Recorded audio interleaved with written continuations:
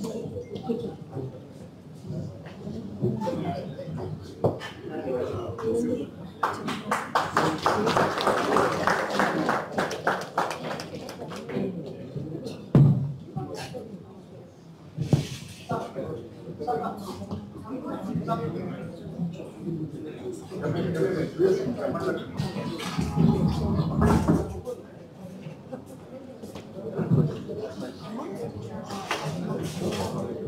కార్యక్రమానికి వచ్చిన మీ అందరికీ కృతజ్ఞతలు తెలియజేస్తున్నాను.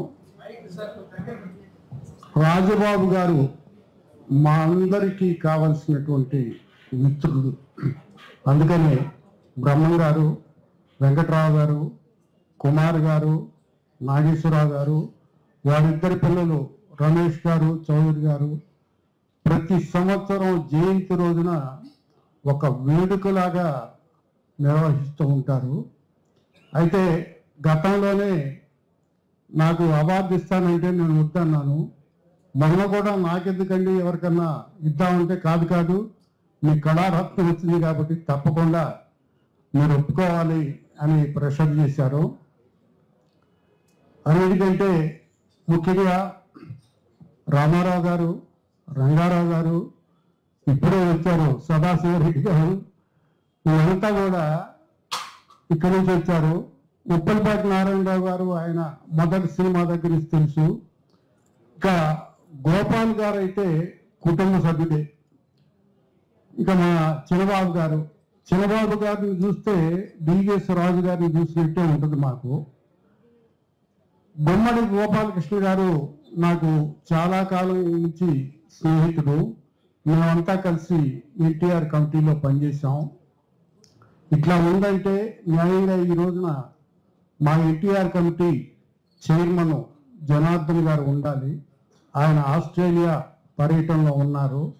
అందుకని గోపాలకృష్ణ గారు ఇప్పుడు క్షణం తీరిక లేనంత పనుల్లో ఉన్నారు. చంద్రబాబు గారుకి అంత నమ్మకమైనటువంటి మనిషి గోపాలకృష్ణ గారు.